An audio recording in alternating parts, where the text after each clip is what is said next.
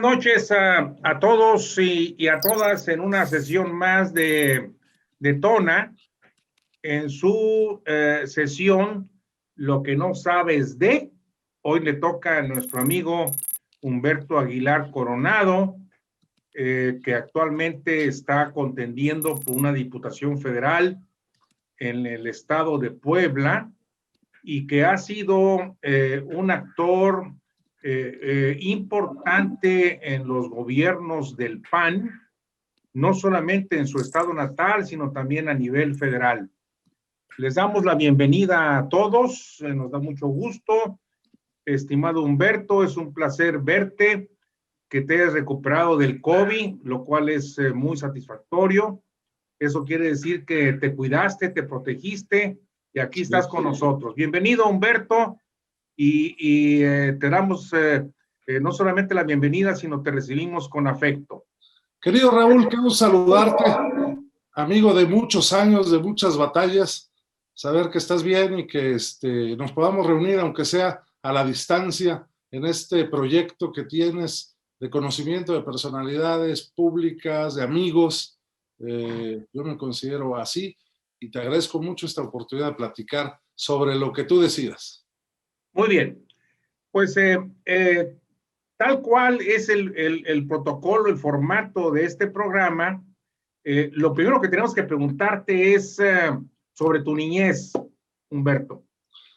¿Dónde estudiaste? ¿Qué estudiaste? ¿En qué escuelas? ¿Con quién te peleaste? ¿Cuántas novias tuviste? ¿Con quién te agarraste de golpes? Y al final de cuentas, ¿por qué decidiste la carrera que actualmente tienes?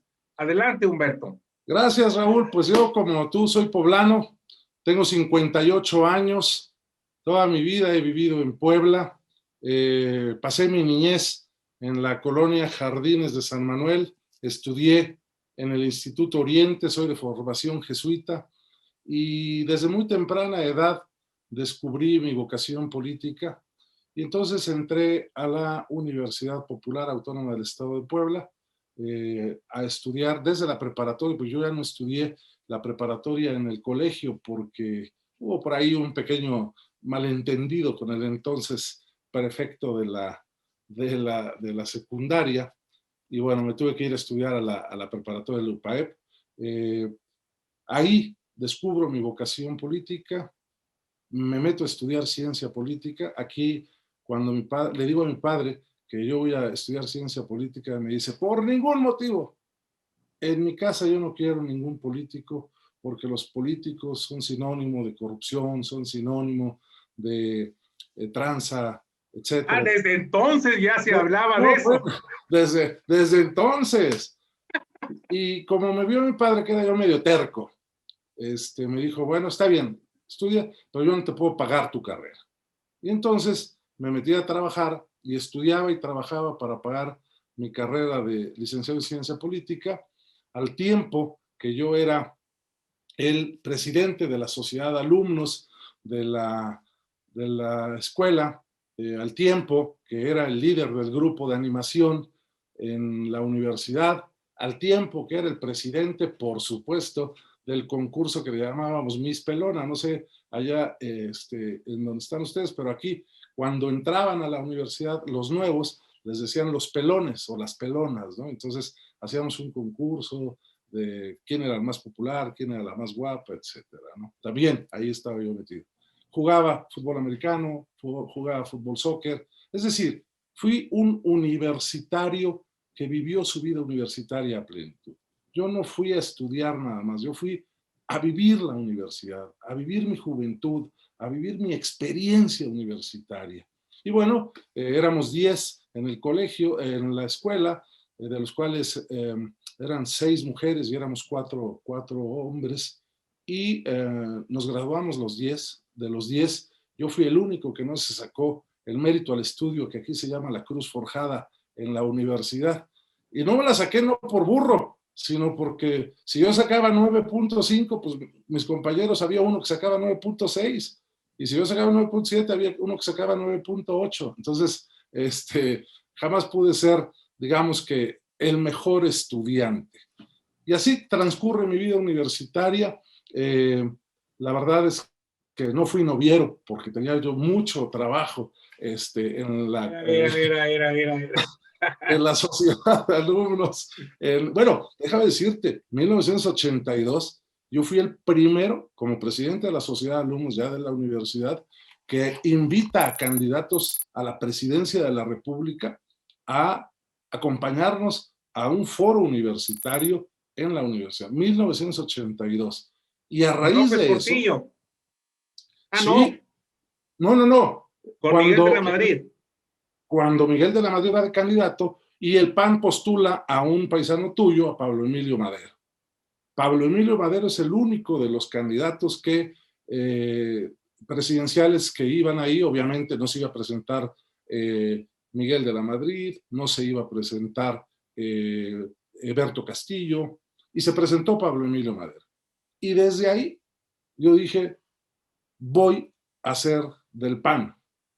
Y entonces me inscribo en 1982 en el Partido Acción Nacional, es decir, ya llevo 39 años de mi vida militando en el Partido Acción Nacional, mi querido Raúl.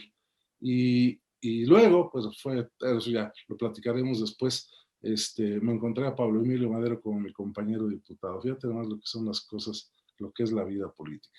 Así transcurre mi niñez una niñez muy feliz. Yo jugaba en la calle, béisbol, fútbol, andaba en bicicleta, tocábamos los timbres y corríamos, lo que hacíamos antes, en donde había seguridad, en donde podíamos correr, en donde las madres y los padres podían estar tranquilos porque los hijos estaban ahí en la cuadra, saludando, buscando cómo divertirse sanamente.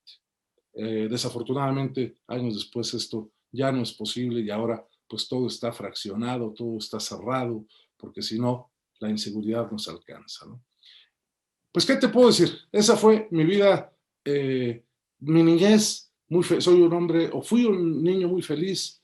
Nosotros somos 3 hermanos, mi hermano Pedro Eduardo, mayor, mi hermana de Iracema menor, y fuimos muy unidos, somos muy unidos todavía. Desafortunadamente, pues esta situación de pandemia nos ha alejado un poco, pero pues ahí, a menos que quisiera saber algo más de mi niñez, juventud universitaria, pues tú dices.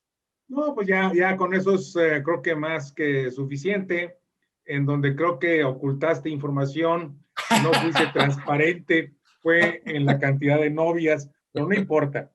Creo que con eso nos quedamos contentos. Oye, Humberto, durante tu carrera política que ha sido tan amplia, no solamente en la cantidad de años, sino en la cantidad de puestos en el PAN y en otros puestos políticos, ¿qué puestos, qué encargos has tenido de relevancia y que puedas compartir con nosotros? Pues mira, primero compartirte que yo creo que soy uno de los pocos afortunados, no solamente en el PAN, sino en México, que ha conjugado bien su vocación política con su profesión política. Esto creo que muy pocos, hay muchos que tienen vocación y que estudian abogacía, que son ingenieros y todo. Yo estudié para la política, yo soy politólogo y luego estudié un diplomado en Historia y Doctrina Política y por supuesto pues me he preparado mucho. Desde muy joven el PAN apostó por mi generación. Yo fui de los afortunados que mandó el PAN a formarse políticamente a Venezuela, cuando en Venezuela existía un instituto de formación demócrata cristiana muy importante, el IFEDEC, y eso me llenó de fuerza y de conocimiento y de formación para poder avanzar. Y el partido ha sido muy generoso conmigo. Yo soy, como decía Carlos Castillo, uno de los deudores del partido, porque me ha dado la oportunidad de ser en el partido dirigente nacional en varios aspectos, ahorita los comentamos, en el aspecto legislativo me ha permitido estar y en la administración pública también.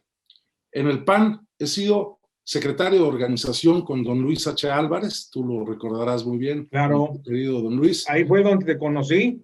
Así es. Luego fui secretario general adjunto con Carlos Castillo Peraza, y luego fui secretario nacional de elecciones con Luis Felipe Bravo en esa elección del año 2000, en donde por primera vez vimos el triunfo electoral con Vicente Fox. Y ahora, después de tantos años, pues ya soy consejero nacional vitalicio y consejero estatal vitalicio por tantos años que he pertenecido al Consejo Nacional. Durante muchos años fui miembro del Comité Ejecutivo Nacional, hoy solamente formo parte de la Comisión Permanente del Consejo Nacional. En el aspecto legislativo, he tenido la oportunidad de ser diputado federal a los 28 años. El partido también apostó en ese entonces por una gama de jóvenes que después descollaron de manera importante. Te digo algunos nombres, seguramente los conoces a todos, empezando por Felipe Calderón, era mi compañero diputado, Fernando Gómez Montt, César Jáuregui de Chihuahua, Luis Correa Mena, que fue alcalde de Mérida y luego candidato a gobernador, Jesús González Reyes, que fue alcalde de Tijuana en un par de ocasiones. En fin, éramos varios jóvenes que, conjugados con experiencia de Diego Fernández de Ceballos, de Juan de Dios Castro, de Gabriel Jiménez Remus, formamos una legislatura, me parece que histórica para el partido. Éramos, fíjate, en la legislatura, de la 55 legislatura, 91-94, la segunda parte del gobierno del presidente Salinas, éramos 85 diputados, más diputados de los que hoy tiene el grupo parlamentario del PAN. Y luego, en la administración pública, he tenido la oportunidad de participar en los 3 órdenes de gobierno. Primero fui el primer director de gobernación en el municipio de Puebla, en la primera ocasión que ganamos la elección en 1995. Después tuve la oportunidad de ser subcoordinador de asesores en el gobierno del estado de Jalisco con Alberto Cárdenas, y después, ya cuando ganamos la presidencia de la República con Vicente Fox, Santiago Krill, secretario de Gobernación, me invita para ser el director general de gobierno de este país. Y de hecho yo fui el último director general de gobierno. Después de mí dividieron la Dirección General de Gobierno, que era una dirección general muy poderosa, que tenía una gran cantidad de direcciones de área y que manejaba relación con los poderes, atención ciudadana, manejaba los juegos y sorteos, por ejemplo, manejábamos la relación con los estados, con los congresos locales, en fin, con las organizaciones de la sociedad civil. Y 2 años después se crea, por instrucción del presidente Vicente Fox y por el respeto que le tenía al poder legislativo, por primera vez se crea la Subsecretaría de Enlace Legislativo. Entonces, en Gobernación yo fui primero subsecretario de Desarrollo Político, sustituyendo a Juan Molinar Orcasitas, y después fui subsecretario de Enlace Legislativo, hasta que Santiago Krill se le ocurre ir a buscar la presidencia de la República, y entonces nos vamos a buscar la candidatura presidencial, que pues desafortunadamente no obtuvimos. Muy bien. A grandes rasgos te puedo decir. Pero terminas con Fox en ese puesto, pero después eres senador con Felipe Calderón. Sí, en el Poder Legislativo, te digo, fui diputado federal.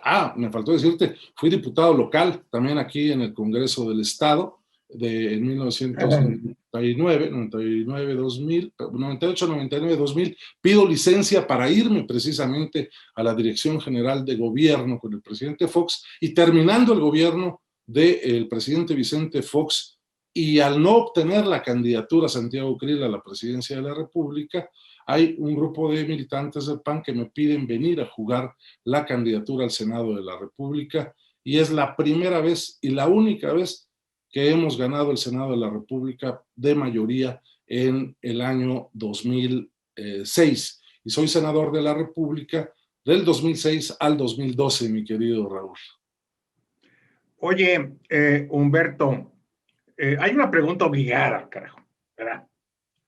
¿Tú crees que de veras Felipe Calderón le robó la presidencia a Andrés Manuel López Obrador en el 2006? No, hombre, evidentemente que no. O sea, yo creo que es un discurso que construyó muy bien Andrés Manuel López Obrador para ir tejiendo lo que sucedió en el año 2018. Yo creo que en su momento, cierto, fue una elección cerrada, ¿sí? No fue la amplitud en el resultado que tuvimos con el presidente Vicente Fox, fue una elección que se definió por un porcentaje muy bajo, pero yo creo que todavía teníamos digamos que la confianza del electorado para poder ganar esa elección. Cerrada, sí, pero la ganamos bien. La ganamos, te digo, porque ganamos en Puebla, por ejemplo, el Senado de la República. Y nosotros, por ejemplo, el Senado lo ganamos con una diferencia de 150,000 votos. Cosa que evidentemente pues siempre había ganado aquí el PRI. Y creo que la diferencia, la verdad es que no traigo aquí en la memoria cuál es la diferencia exacta de los votos, pero creo que la diferencia estuvo entre Andrés Manuel Felipe Calderón y Andrés Manuel López Obrador en esa elección por ahí de los 150,000 votos también, ¿eh? Por eso creo que fue muy importante también la elección de Puebla. Humberto, evidentemente, una cosa es la expresión de Andrés López Obrador y otra es los números.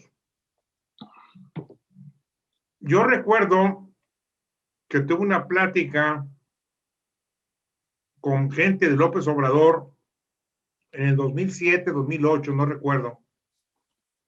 Concretamente con Batis, que tú lo has de recordar. Por supuesto. Un extraordinario abogado, Sí. gente muy formal, muy seria. Y yo le decía, abogado, es que Felipe no ganó. El que perdió fue AMLO. Claro, sí, sí, sí. Y perdió, ¿por qué? Porque él llevaba, si mal no me acuerdo, faltando 2 meses para la elección, creo que llevaba 10 puntos de ventaja arriba. Y se vino abajo por una serie de errores que él mismo cometió. Pero bueno, eso es un anecdotario. Sí. Ahora, otra pregunta que de fondo que surge y se manifiesta entre la ciudadanía es ¿qué le pasó al PAN? Pues mira, ¿Por qué Regijos el PAN se desvió de sus principios, se desvió de sus objetivos y entró en esa vorágine de ambición, de corrupción, de impunidad, etcétera, etcétera? ¿Cuál es tu explicación, Humberto? mira, yo creo que el partido empieza a perder su esencia cuando empieza a abrir las puertas y deja entrar a candidatos que no obtuvieron candidaturas en otros partidos políticos, en lugar de aceptar un caso como el de Juan José Rodríguez Prats, ¿no? Que no había candidatura de por medio y sin embargo Juan José renuncia al PRI en tribuna y se viene al PAN y hoy por hoy Juan José es uno de los mejores, digamos, historiadores del Partido de Acción Nacional y ponentes en diferentes conferencias. Entra gente que empieza a confundir los principios y los actores políticos y los fundadores del PAN. Yo una vez en el Consejo Nacional les dije, oigan, no se equivoquen, aquí jamás hemos hablado de justicia social, aquí hablamos de bien común, aquí nadie conoce a Manuel Gómez Morfín, aquí nosotros reconocemos a Manuel Gómez Morín, que es completamente diferente. Y luego empiezan a atribuirle frases a unos que no son de ellos, ¿no? O sea, yo he escuchado barbaridades como dijo don Manuel Gómez Morín, vamos a hacerle un boquete al sistema. No, eso no lo dijo Gómez Morín. Eso lo dijo Manuel Cloutier muchos años después. En esa pérdida de esencia, también yo creo que hubo un salto generacional en el partido. Yo creo que para el año 2006 y es una opinión estrictamente personal, sin agraviar a nadie, ni mucho menos, creo que Felipe Calderón todavía no estaba maduro para la presidencia de la República. Yo creo que si Santiago Krill hubiera sido el candidato, hubiera sido un extraordinario presidente. Y en el 2012, Felipe Calderón hubiera sido extraordinario candidato y extraordinario presidente. Desafortunadamente, se dieron muchas cosas y entonces los gobiernos del PAN empiezan a relegar a los panistas y empiezan a traer funcionarios gubernamentales de primer nivel que evidentemente no toman en cuenta a los panistas hacia abajo. Entonces, ¿cómo se forman? ¿Cómo se formaban acaso? Nosotros en Gobernación, y esto creo que es un mérito importante de Santiago Krill, sí puso a pura gente del PAN en subsecretarías, en direcciones generales, en jefaturas de departamento, gente que todavía estamos en el Partido Acción Nacional. Otros se fueron y otros no pertenecían al Partido Acción Nacional, como un Suárez Guarden, que fue el oficial mayor del PAN, pero era una posición administrativa, o un Javier Moctezuma, que nunca perteneció al PAN. Pero en las otras secretarías había muy pocos panistas y entonces no pudimos trasladar el pensamiento, la doctrina, la praxis a la praxis política, es decir, del pensamiento político al hecho político concreto. ¿Pero por qué no pudieron? Porque desde arriba no se permitió que entraran los panistas a tener experiencia de gobierno con los principios del PAN. No se les Estás hablando de Felipe Calderón y de Vicente Fox. Claro, por supuesto. Más creo yo en el tramo de Felipe Calderón que con el presidente Vicente Fox. Ah, caray, qué interesante. Porque al final del día hubo muchos funcionarios gubernamentales que no eran del PAN. Y entonces pasa lo que pasó aquí en Puebla. Pues sí, gana la gubernatura el PAN, pero no había casi nadie del PAN en el gobierno del estado. ¿Y por qué? Pues porque quien llega a gobernar cree que sus hombres de confianza no son del partido al que acaba de llegar, ¿sí? O que hay una gran desconfianza por el partido en el que ha estado militando y el que cree que arrebató una candidatura. ¿Me explico? Pero eso es diferente en el caso de Calderón, porque Calderón sí pertenecía al PAN. Sí, claro, sí, por supuesto. Pero también creo que privilegió más la amistad, que privilegió el conocimiento de sus amigos para cederles estas responsabilidades públicas, ¿no? Entonces confirmas que la negociación que Felipe Calderón hizo con el Baster Gordillo fue cierta. No lo confirmo porque yo no estuve en esa negociación. Yo he estado en muchas otras negociaciones en el partido, pero en esa no estuve. Quizá otros tengan elementos y lo puedan decir. Yo no lo sé, pero me parece que...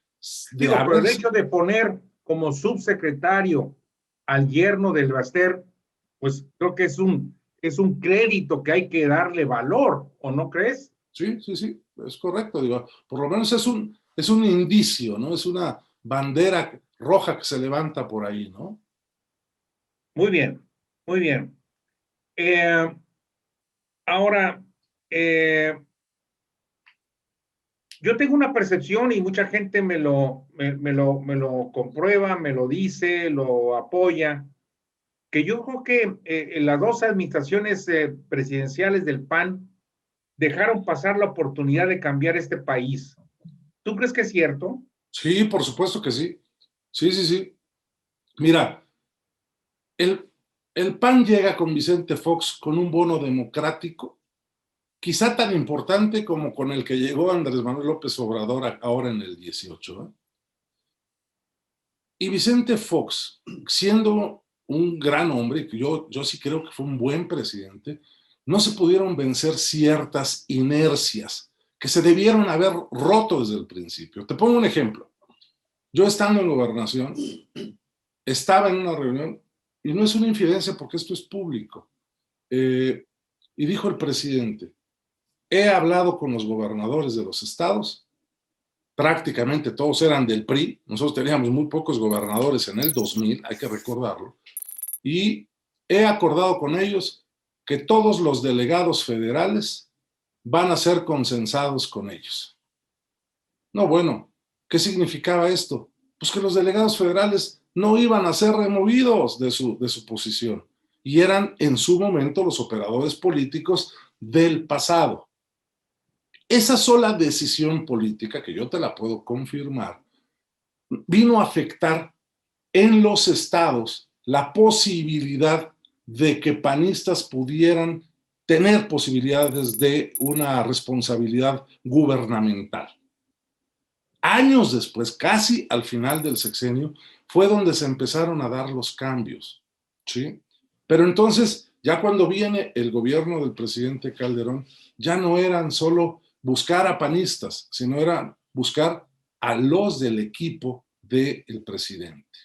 Y eso hace a un lado a muchos panistas muy valiosos que tenían preparación, que tenían la posibilidad de llegar, que tenían la presencia y los méritos suficientes para hacerlo. Entonces, esto evidentemente le da la posibilidad a que entren delegados federales, pues ciertamente del PAN, pero pues ciertamente solo pertenecientes a lo que mi amigo Luis Mejía en Michoacán llamó atinadamente la onda grupera, ¿no?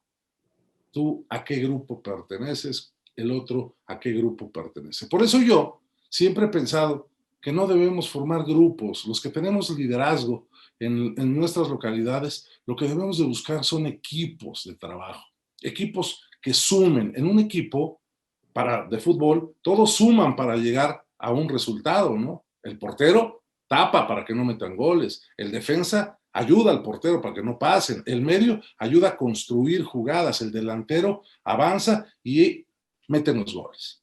Es un equipo. Y en el equipo puede haber un argentino, un brasileño, 3 mexicanos, etcétera. Pues lo mismo creo yo que es en el PAN. Puede haber gente de diferentes equipos que puedan sumar al objetivo que se tiene planeado y trazado en el futuro. Yo por eso me declaro enemigo de la onda grupera, ¿no? ¿Tú crees, Humberto, que el actual sistema partidista tiene solución o está de plano caduco? Si no hay reformas de fondo, es un sistema caduco. Mientras los que controlan el padrón de militantes decidan las candidaturas, no hay manera de que esto pueda cambiar. Y lo digo con todas las letras. A ver, el presidente del partido de cualquier estado, de cualquier municipio, si es presidente del partido, ¿qué carambas hace buscando una candidatura? Pues que deje la presidencia y se vaya a buscar una candidatura, porque no se puede hacer todo. Pues ¿a qué hora? Pero se ubican en los primeros lugares de las listas plurinominales, pues en un asunto de control, y eso no está bien. Los militantes se lastiman.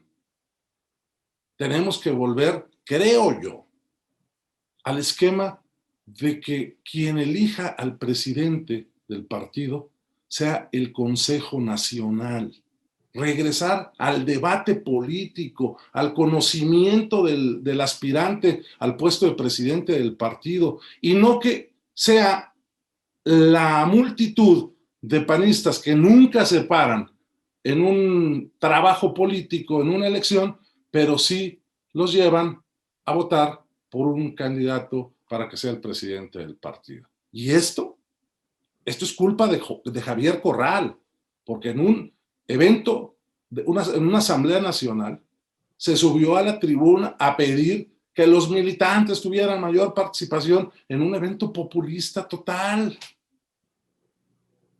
Y claro, pues cuando el militante le dices, oye, ahora sí te van a tomar en cuenta. Sí, nada más que los asambleístas éramos los panistas. El grueso de los militantes estaba afuera y no van a esas asambleas. Y son los que nunca participan y sí van y votan por alguien por consigna. Mientras no se rompa ese esquema. Y otro, que a mí me parece que es gravísimo, el tema de la consanguinidad. Yo he visto aquí cómo le preguntas a un precandidato y en otras partes, ok, tú quieres ser candidato a presidente municipal. De acuerdo. Ese es tu plan A. ¿Y cuál es tu plan B? No, pues que sea mi esposa la candidata. No, bueno. ¿Y cuál es tu plan C? Si no soy yo y no es mi esposa, me voy del partido. Pues eso no puede ser. Yo creo que cuando entra la consanguinidad en las decisiones políticas, hay afectaciones directas precisamente a la militancia y a la posibilidad de que otros puedan participar. No le resto méritos ni a la esposa, ni a la hermana, ni a la hija. Pero si tú estás dirigiendo, tienes evidentemente sesgada tu visión con respecto a quién es mejor para la candidatura. Si esas tres cosas cambian en el partido, creo que el partido puede tener un rumbo diferente al que ha tenido hasta ahorita. ¿Tú crees que el financiamiento público también sea un factor de desprestigio y decaimiento? No, yo creo que mira, eso fue en la década 90, fue una gran discusión y que motivó precisamente a que el Foro Doctrinario y Democrático, en donde había extraordinarios panistas como Bernardo Batis, al que has mencionado, como Jesús González Schmal, se fueran del partido. Pero mira nada más la congruencia. Eran los que defendían la doctrina del partido, el purismo del partido, y pues se fueron a ser candidatos de otros partidos políticos y ahora de una ideología completamente diferente a la del PAN.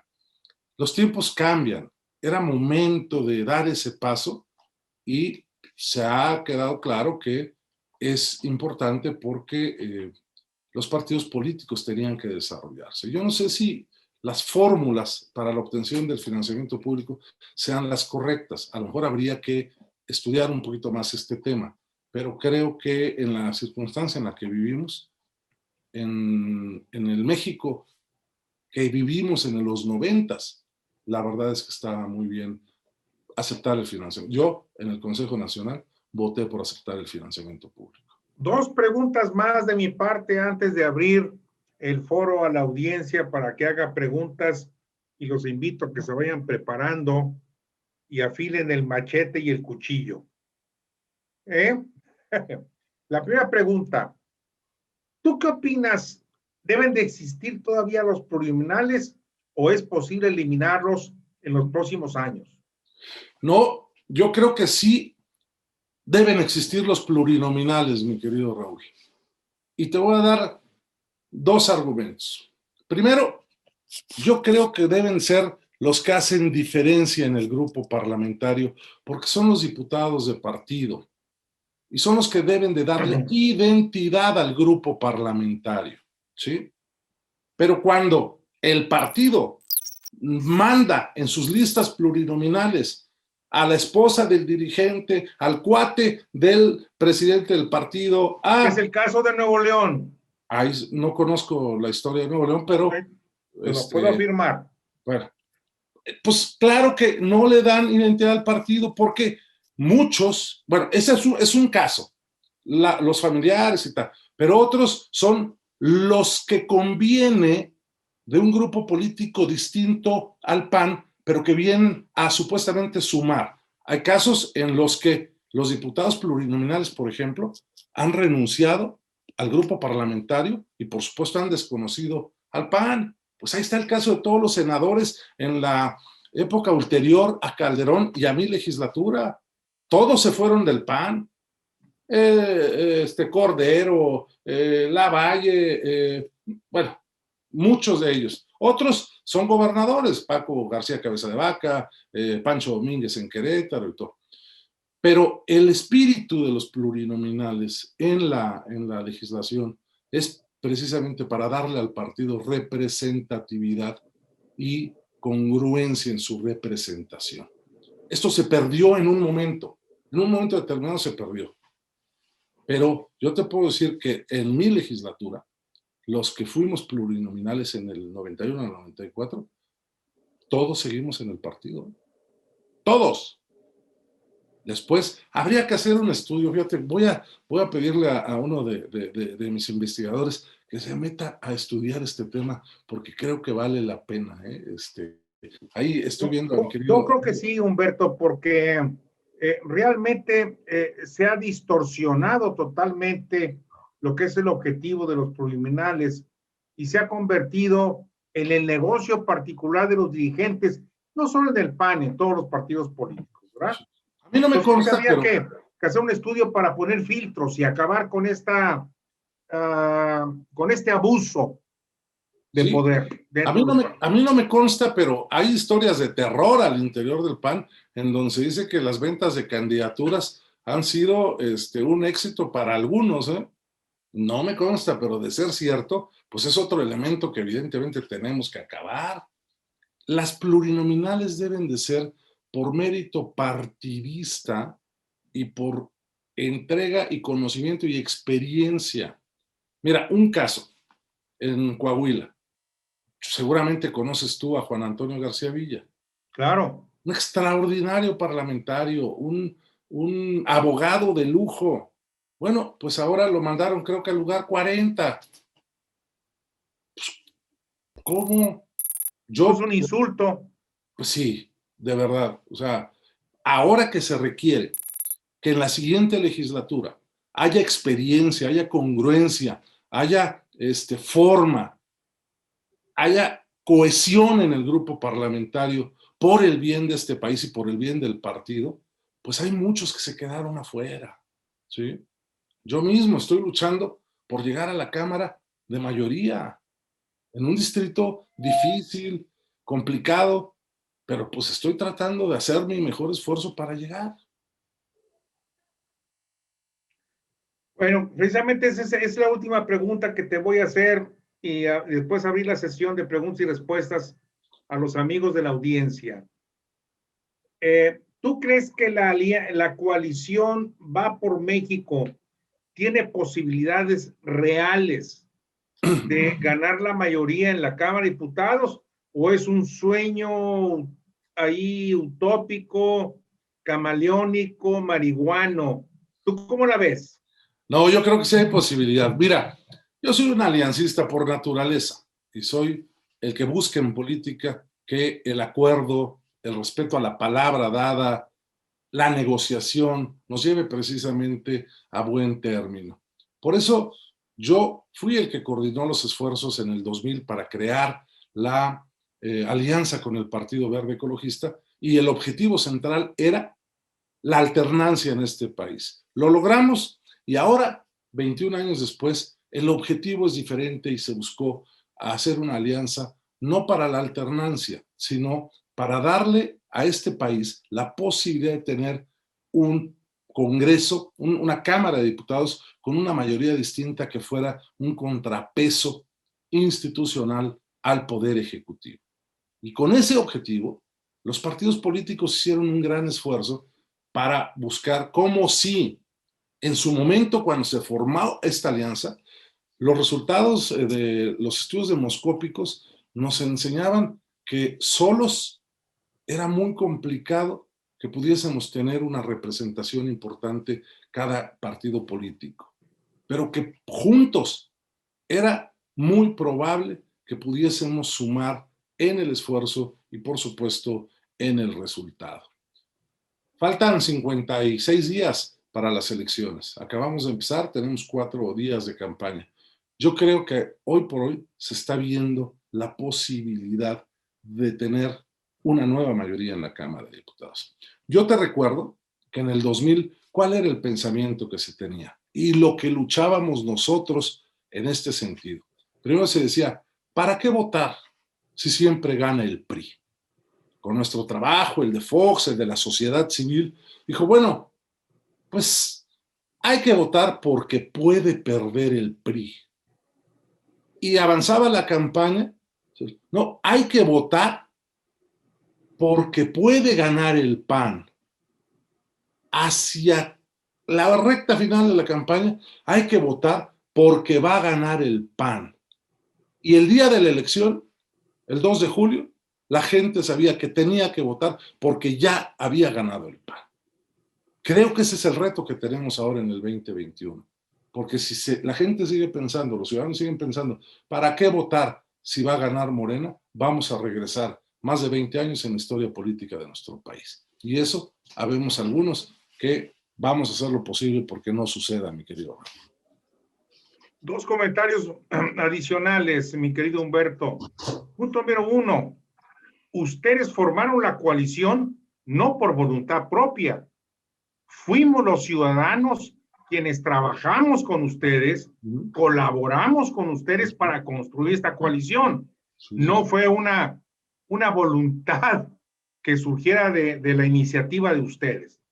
Punto número dos, mi querido Humberto, con todo respeto, yo quiero al PAN, sigo siendo panista, pero no comparto los ideales de las actuales dirigencias, ni a nivel federal ni a nivel local, ¿verdad?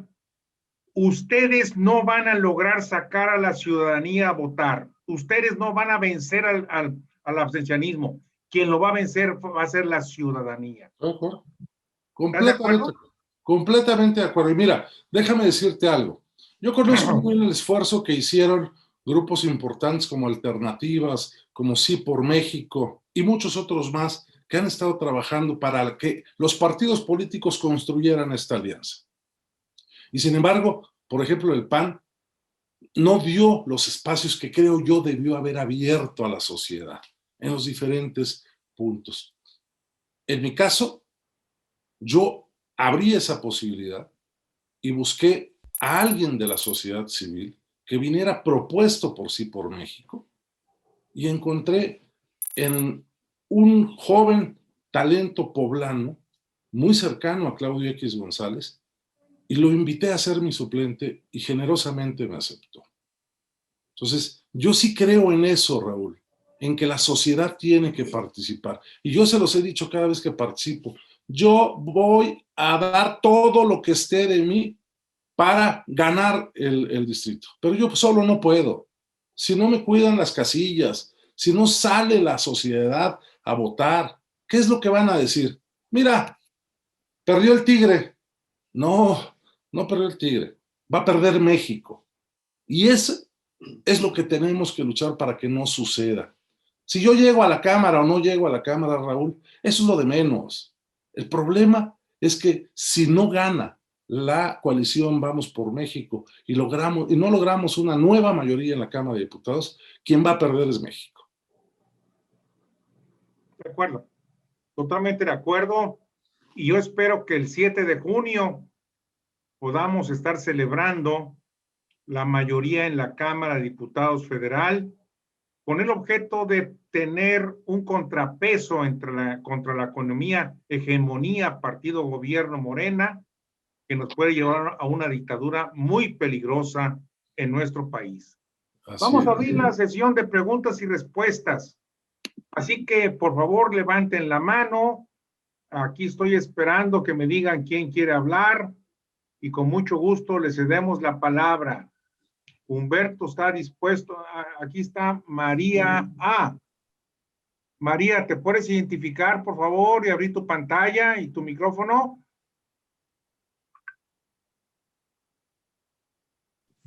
María A.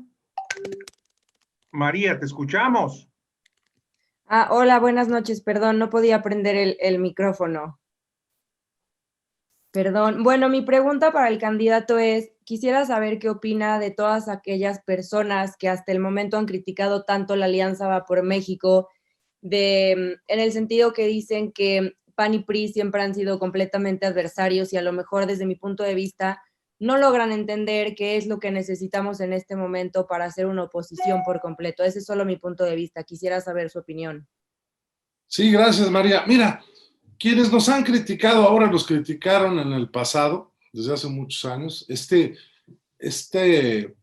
Expresión que construyó Andrés Manuel López del PRIAN le dio mucho resultado para la elección del 18. Pero no sabe que ahora la situación es diferente. Yo por eso cuando me dicen, es el PRIAN, digo, no, es una coalición PAN, PRI, PRD, porque ahora quien tiene mayor porcentaje de votos es el PAN, no el PRI. Entonces ya es diferente ese asunto. Y los que nos critican y nos han criticado en el pasado, María, olvídalo, no van a votar por nosotros, van a votar por Andrés Manuel o por Morena, pero por nosotros no van a votar. Entonces no vale ni la pena preocuparse por eso. Yo, en el caso de las coaliciones locales, afirmé que si ya habíamos tenido el desgaste en diciembre al formar la Alianza Federal, pues ya que fuéramos en todos lados juntos, hombre, pues buscando a los mejores perfiles en cada uno de los partidos, pues para no confundir al electorado. O sea, ¿qué va a pasar en Nuevo León? Es un estado en donde van solos los candidatos del PAN, ¿no? Aquí en Puebla, los diputados federales, candidatos a diputados federales, todos vamos en alianza, pero hay municipios en donde el PAN solo va con el PRI, en donde el PRD va solo, en donde el PAN va solo. Pues, ¿qué necesidad, hombre? Pues hubiéramos hecho un esfuerzo total, realmente, pero entiendo también que el objetivo central es darle a la Cámara de Diputados una nueva mayoría, una conformación distinta para ser un contrapeso al Poder Ejecutivo. Debo de apuntar algo adicional, Humberto, para la respuesta hacia María. La mayor parte de los candidatos actualmente en Morena son del PRI o del PAN. Entonces, perdóname con todo respeto, pero actualmente Morena está más apoyado por expriistas y por expanistas que por los mismos morenistas. Pues Le damos la palabra, perdón, adelante. No, te decía, tú dime nada más, ahí en tu estado, hombre, el que fue candidato a gobernador nuestro, ahora está con Morena, el que es senador nuestro o era senador nuestro, ahora es el candidato de Morena. Y eso se repite en muchos estados. Digo, ¿verdad? Pues, ¿cómo? Muy bien. Tenemos aquí y aquí está nuestro amigo Aminadab Pérez Franco. Gusto saludarte, Aminadab. Adelante. Hola, Raúl, buenas noches. Hola, Humberto, qué gusto en saludarte. La verdad es que con Humberto hemos platicado tanto y de tantas cosas en tantos años que parecería absurdo que me ponga yo a preguntarle algo ahora, ¿no? Y creo que las inquietudes, pues ahí quedan en los sentimientos y en los afectos de muchos años. Pero yo sí quisiera preguntarte algo, Humberto. Yo quisiera partir de un punto optimista y situarme en un escenario en donde sí por México tiene la mayoría. Y a mí me gustaría que hicieras tú como politólogo un ejercicio de prospectiva política y nos dijeras si tú crees que una mayoría que le contrapese a López Obrador a partir de este 2021 ¿sería suficiente para frenar en 2024 a Morena? ¿Tú cómo ves el país dentro de 5, dentro de 10 años con todo esto que ha venido pasando? A mí me preocupa mucho pues toda la destrucción de las instituciones que ha hecho el presidente, todo lo que ha echado, ha triturado la confianza de los inversionistas. Cuando en México haga falta inversión para la energía y todo aquello, no va a ser fácil que regresen las empresas que han sido expulsadas ahora sí que por una visión estatista, pues más que trasnochada. Entonces, a mí me gustaría, tú hablabas que si gana Morena nos vamos a arrepentir 20 años. Yo lo que creo es que sería bueno que tú más o menos nos cuentes un poco algunos escenarios rápidamente de cómo verías las cosas, pues para que podamos sopesar la importancia y la trascendencia de esta elección que viene. Claro que sí, mi querido Rafa. Digo, ¿qué te puedo decir a ti que tú eres un experto en estos temas? Pero si no ganamos nosotros, va por México. Si no se conforma una nueva mayoría, se van a seguir tomando las decisiones en el Poder Legislativo, como lo dijo el presidente, sin modificar una sola coma. Los que hemos vivido en gobiernos divididos, es decir, en donde el partido al que pertenece el presidente no tiene la mayoría en la Cámara de Diputados, obliga al consenso o obliga a la búsqueda del acuerdo. Aquí es increíble que pasados 2 años y 4 meses de que tomó protesta el presidente de la República, no se haya reunido una sola vez con los presidentes de los partidos políticos. Los partidos políticos son instituciones de interés público. Que solamente se haya reunido una sola vez con los coordinadores parlamentarios de la Cámara de Diputados. Eso, en un escenario democrático, no tiene sentido, no tiene razón de ser. Y hubo mucha gente que dijo, no, son unos exagerados, hombre, esto no va a pasar como en Venezuela. Bueno, Yo conozco muy bien la historia de Venezuela, ya les dije, estudié en Venezuela y tengo un aprecio importante por Venezuela. Yo creo que cada uno de nosotros tiene un amigo en Venezuela. Manden un mensaje, díganles que les saque una foto al súper, cómo están los supermercados, cómo están los automóviles, cómo están las calles, los servicios de limpia, los servicios de agua potable y alcantarillado, y verán que no es una exageración de pensar que podemos llegar a ese escenario si no tenemos una nueva mayoría. Va a ser complicado si tenemos una nueva mayoría, porque entonces cada grupo se va a pertrechar, sí, pero para eso están los instrumentos que te da la política, las herramientas como la negociación para poder llegar al acuerdo, incluso con el presidente de la República.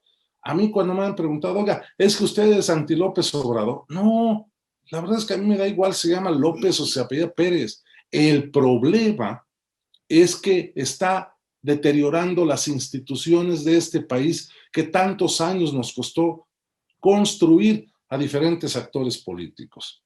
Una institución como el Instituto Nacional Electoral que le dio garantía al resultado electoral. No puede ser debilitada como se está tratando de hacer con los ataques desde el poder. El propio Poder Judicial no puede ser debilitado con las amenazas a un ministro para la renuncia y con las amenazas a los demás si no atienden los casos de acuerdo a la credibilidad del presidente. O algo peor, modificar la Constitución si los ministros creen que que es un acto inconstitucional lo que está presentando el presidente de la República. Eso es gravísimo. Por eso yo sí creo que hay muchas más personas, muchos más ciudadanos que ya se dieron cuenta de la gravedad de tener una mayoría aplastante en la Cámara de Diputados, porque esto solo obedece al capricho del presidente. Y mira, mi querido Rafa, si hubiera talento en los legisladores que conforman la mayoría aplastante, a lo mejor las cosas serían diferentes. Pero cuando no hay talento, solamente hay la sumisión. Y entonces este país, dentro de unos años, puede estar sentenciando su futuro y el futuro de varias generaciones, de una generación por lo menos. Ojalá y no. Ojalá la gente salga a votar. Humberto, antes de cederle la palabra a Carlos y a Francisco, hay una pregunta que también se me pasó y creo que tengo que hacerla. ¿Cuál era tu relación con Rafael Moreno Valle? Mira, fuimos compañeros de fórmula, ganamos la elección del Senado de la República, luego fuimos senadores, compañeros senadores. Fue una relación de respeto, yo lo debo decir con toda la honestidad. Nunca estuve de acuerdo en sus formas, en la forma de trato con la gente, con los panistas, con los priistas. Nunca estuve de acuerdo en ese control excesivo que quería tener sobre los partidos, sobre los medios de comunicación, sobre los empresarios, sobre los sindicatos, porque en nuestra formación panista nosotros eso era lo que queríamos romper desde mucho tiempo atrás.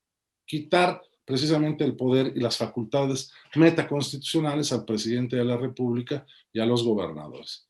Pero nuestra relación personal siempre fue de respeto. Con quien jamás pude tener trato fue con los operadores políticos, que por supuesto se trajeron las mañas, las peores mañas del pasado, a un presente que Puebla no requería. Puebla necesitaba, después de un gobierno desastroso, del gobierno precioso, en donde a los poblanos, a donde llegábamos, nos decían, tú eres precioso, era como darnos una patada en las orejas, hombre, y se requería una reconciliación entre los poblanos. Y creo que fue un gobierno de polarización, pero jamás tuve una discusión con él, jamás le pedí trabajo, o sea, no tenía yo una relación de sumisión ni de nada, y tampoco me ofreció trabajo, también lo debo decir, en honor a la verdad. Entonces, por eso yo preferí mejor alejarme de la política aldeana y pues seguir en mi actividad nacional como pues la había hecho durante mucho tiempo, ¿no? Muy bien. Le cedemos la palabra a Francisco Posadas, que aquí lo tengo en la pantalla. Adelante, Francisco. Muchas gracias. Humberto, mi pregunta va en relación un poco a lo que decías al final de la respuesta a Minadab, es del tema legislativo, ¿no? Tienes esta mayoría aplastante, como tú lo mencionas, sin gente preparada, sin gente con talento, y bueno, considerando, bueno, desde mi punto de vista, considero que tú eres una persona con bastante experiencia en el poder legislativo, y bueno, sabemos que esta mayoría aplastante ha aprobado cosas que sinceramente van a afectar mucho a México, que ya están afectando mucho a México y a los mexicanos, como la reforma a la ley de la industria eléctrica, la eliminación de los 109 fideicomisos, el juicio a expresidentes, que fue aprobado también desde ahí, y después en la Cámara de Senadores, y ahorita quieren proponer una reforma a la ley de hidrocarburos.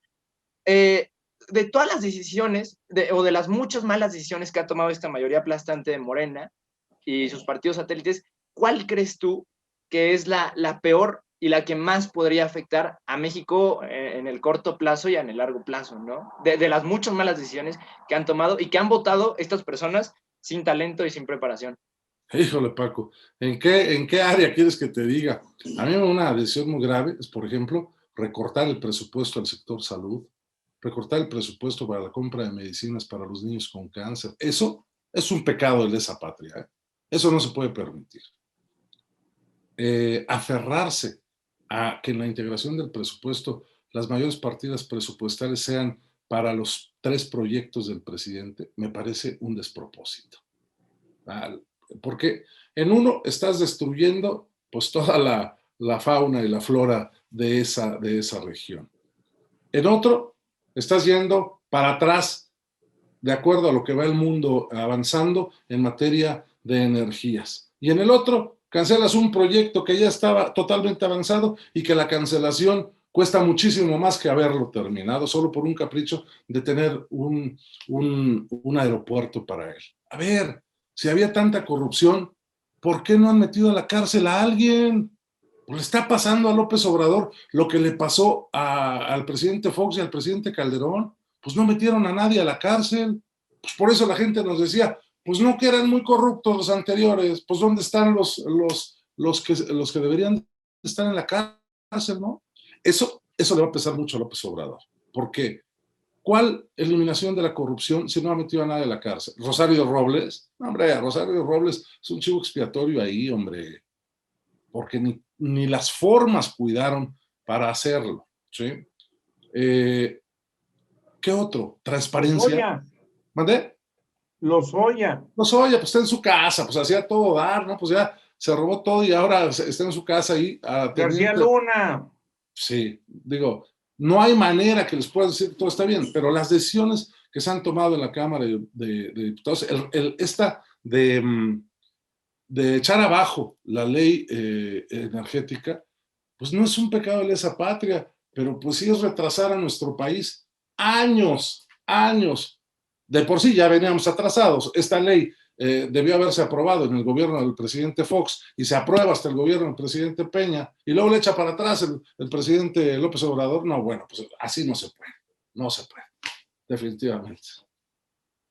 Muy bien, le cedemos la palabra al amigo Carlos. ¿Dónde estás, Carlos? Adelante. Hola, ¿qué tal? Buenas noches, Raúl. Buenas noches, Humberto. Mi pregunta va enfocada básicamente ahorita al tema que se está viendo en las campañas, referente ahorita a la contienda que estás por contender en el próximo 2 meses. ¿Cuál sería el plus tú como Humberto Aguilar ante tus adversarios en el distrito ahorita como campaña? ¿Cuál sería como el plus que tú ves que tienes ante tus contrincantes? Muy buena pregunta, Carlos. Te escuchamos, Humberto. A ver. Mira, la verdad es que lo decía a lo mejor un poco rápido en mi intervención inicial. Yo creo que esta Cámara de Diputados requiere de experiencia y requiere de juventud, ¿sí? Y yo que tuve la oportunidad de ser diputado federal a los 28 años y he acumulado esta experiencia legislativa, tanto desde el lado del legislativo como del lado del ejecutivo en el trato al legislativo. Y eso creo que es un plus importante que yo puedo ofrecer. Ahora, ¿qué oferto yo también en el distrito adicional? Hombre, además de mi carrera política, la verdad es que yo he tenido una carrera pública transparente. Yo no he sido motivo de escándalo. Estuve, por ejemplo, se los dije hace rato, fui director general de gobierno, de mí dependían los juegos y sorteos de este país y jamás tuve un solo señalamiento de corrupción o levantamiento de acta administrativa. Jamás. Y eso me parece que la sociedad y la gente, los poblanos aquí que me conocen, lo saben. Yo pues, he vivido en la casa que vivo durante 20 años, no pienso cambiarme, aquí pienso estar y pienso seguir, pero al final del día también lo que importa es que yo sí traigo la propuesta para la Cámara de Diputados. Ustedes a lo mejor no lo saben, pero fui el responsable de la integración de la plataforma electoral para este proceso electoral del Partido Acción Nacional y durante todo el año de la pandemia trabajamos intensamente para presentarle al pueblo de México una plataforma electoral de 368 propuestas en 10 ejes temáticos y en los cuales yo puedo debatir con quien sea sobre el tema que nosotros traemos en la plataforma. Creo que es un plus. Además, yo no soy un tipo de pelea callejera y de discusión en la plaza pública. No. Yo soy de debate en la tribuna. Quien quiera, vamos a la tribuna y ahí debatimos. Y jamás lo tomo personal. Pero en la tribuna, yo sí soy muy serio. Muchas gracias, Humberto. Bueno, pues ha sido una conversación muy intensa, muy amplia. Yo te agradezco mucho, Humberto, pero no puedo despedirme y discúlpame que me hayan surgido preguntas en la mente. Venga. Mi chip es demasiado amplio. A mí me preocupa mucho y creo que es un tema que a la ciudadanía en general le preocupa, la corrupción en el PAN y sobre todo la impunidad. Y esta pregunta me surgió por lo que tú decías hace un momento. López Obrador ha cancelado una serie de programas y de fideicomisos y de actividades y proyectos porque ha habido corrupción y no hay nadie en la cárcel. También en el PAN hubo una gran cantidad de corruptos y nadie fue demandado. ¿Qué opinas? Bueno, yo lo dije en el Consejo Nacional un día, que nosotros debíamos desterrar de nuestro lexicón político interno panista el término de moches, porque esa acusación no vino de parte del PRI, no vino de parte de otros, vino de fuego amigo del PAN y se acusó fuertemente al interior y ante los medios de comunicación, pero jamás se presentó ni siquiera una denuncia en los órganos del partido. Eso es una irresponsabilidad total.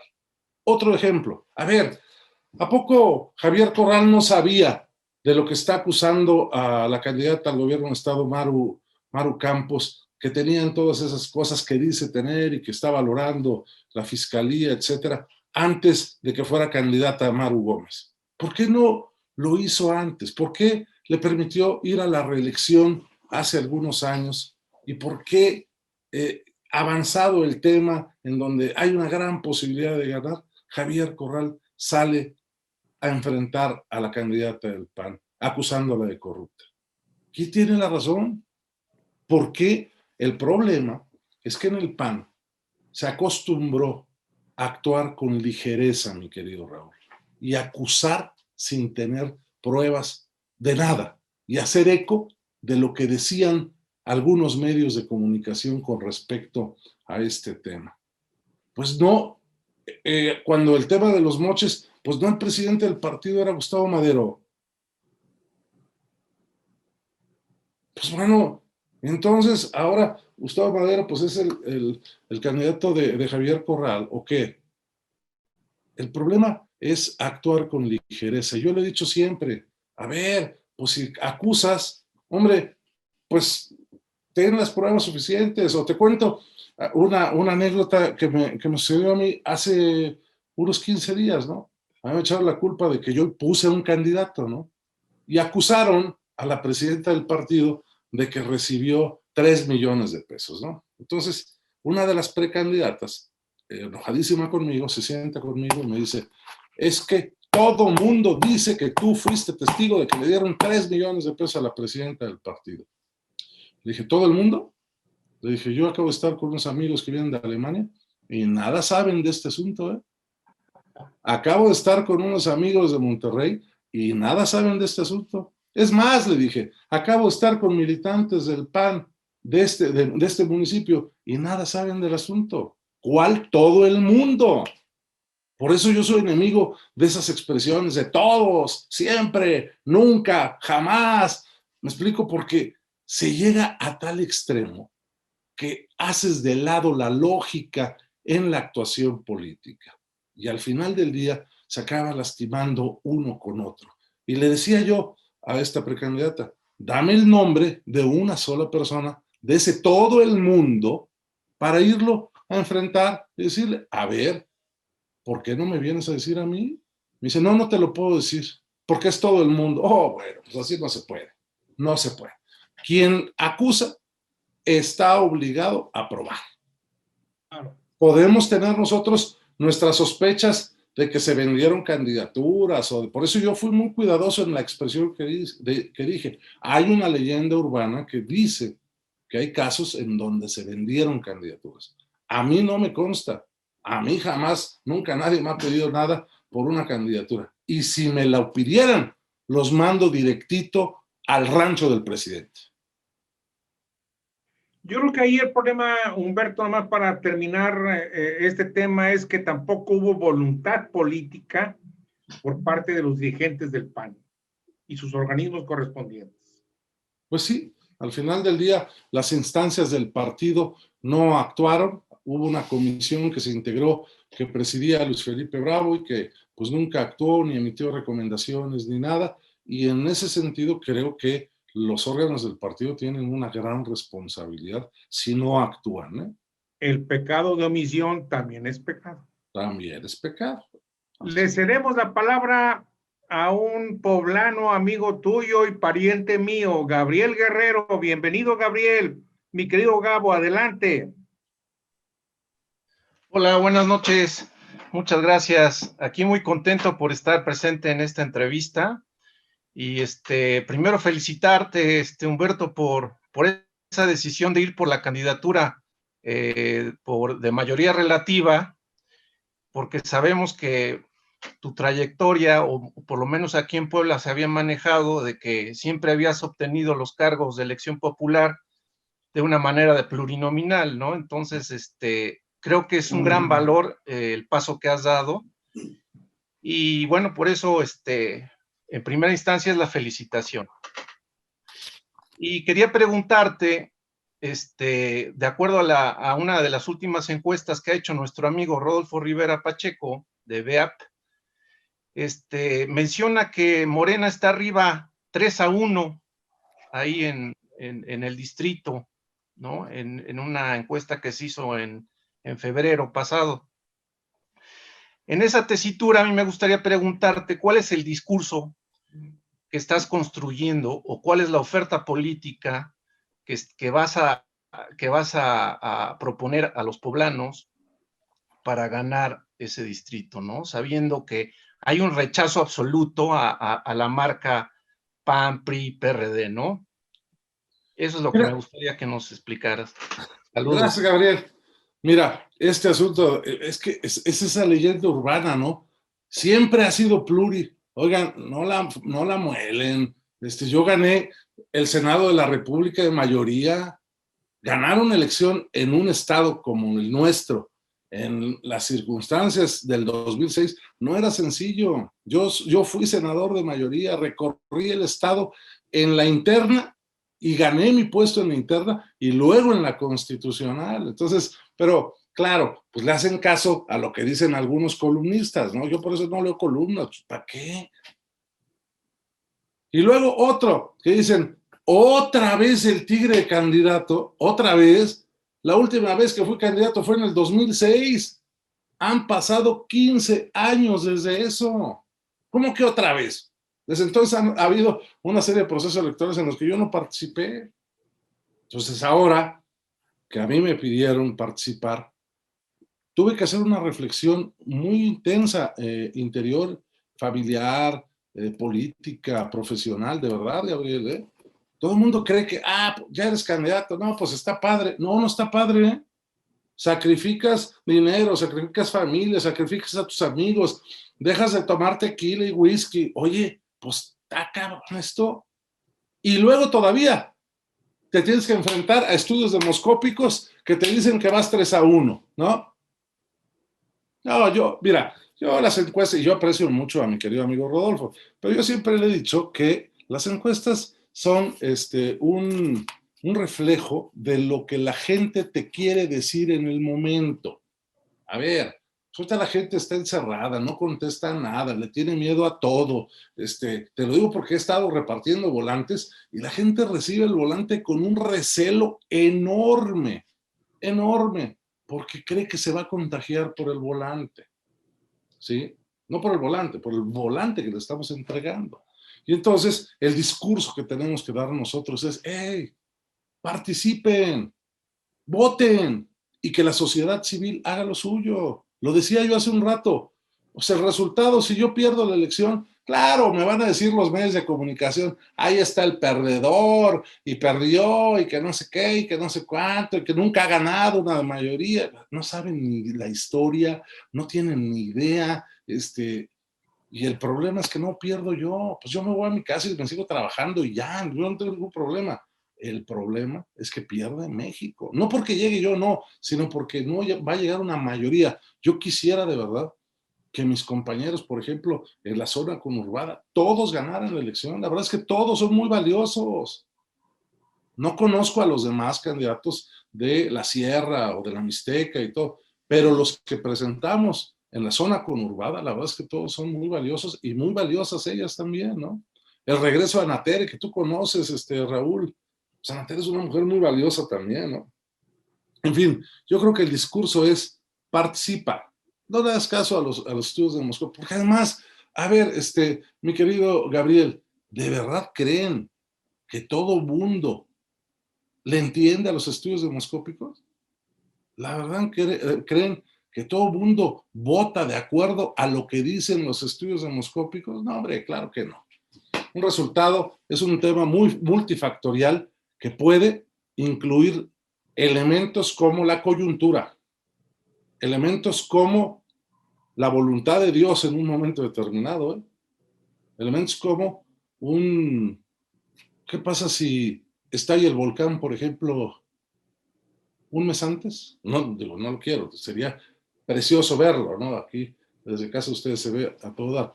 Pero, ¿y si estalla y el gobierno no tiene respuesta para atender a la población afectada porque no existen recursos, porque desaparecieron el Fonden en este país? ¿Ustedes creen que van a votar por Morena?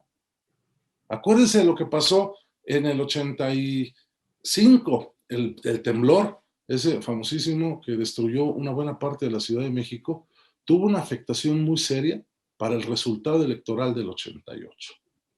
En el 88 se generó y se gestó un fraude enorme y fue motivo porque la gente salió a votar en contra del sistema. Eso pasa. El ejercicio de gobierno desgasta. Hay estudios demoscópicos también que dicen que la calificación del gobernador y de los alcaldes es desaprobatoria completamente en los 7 casos, en los 7 municipios, ¿no? Entonces, hay muchos factores. Digo, el candidato puede aportar un poco y hacer diferencia un poquito, pero no es el factor determinante para ganar. Se necesitaría ser un fenómeno, ¿sí? Un fenómeno como Vicente Fox, por ejemplo, en su momento, para poder movilizar a una gran cantidad de personas.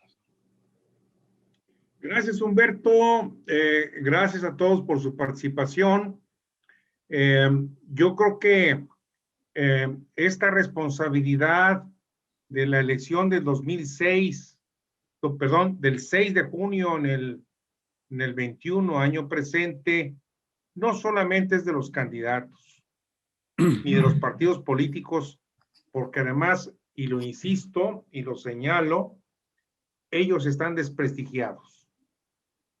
Y no lo hago por ti, mi querido Humberto, sino es porque es una apreciación general que existe en la sociedad. Lo entiendo. Entonces, la responsabilidad fundamental de llevar a la gente a votar es de los ciudadanos. Los ciudadanos somos tenemos la obligación de convencer a los ciudadanos a salir a votar.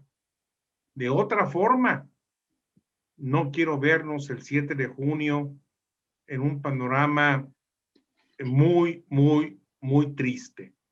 Yo soy optimista. Yo sí creo que podemos ganar la mayoría simple en la Cámara de Diputados para hacer un contrapeso real y acabar con la hegemonía partido-gobierno de Morena y de AMLO que le hacen daño al país. Y no solamente porque sea López Obrador o porque sea Morena. Eso en la democracia no sirve, no funciona. Se requiere el respeto a la división de poderes. Buenas noches a todos. Es un placer haber platicado con ustedes, sobre todo contigo, Humberto. Aquí hay, mira, José Manuel Rodoreda de Puebla. Un saludo afectuoso también, con mucho cariño, y a toda la gente que el día de hoy nos está viendo. Les mando un fuerte abrazo, todo mi afecto. Y Humberto, seguimos en contacto, por supuesto, y que el 7 de junio festejemos la mayoría simple en la Cámara de Diputados. Vamos juntos. Saludos. Vamos juntos. Vamos juntos hasta la victoria. Muchas gracias, Raúl, y gracias a todos ustedes. Muchas gracias.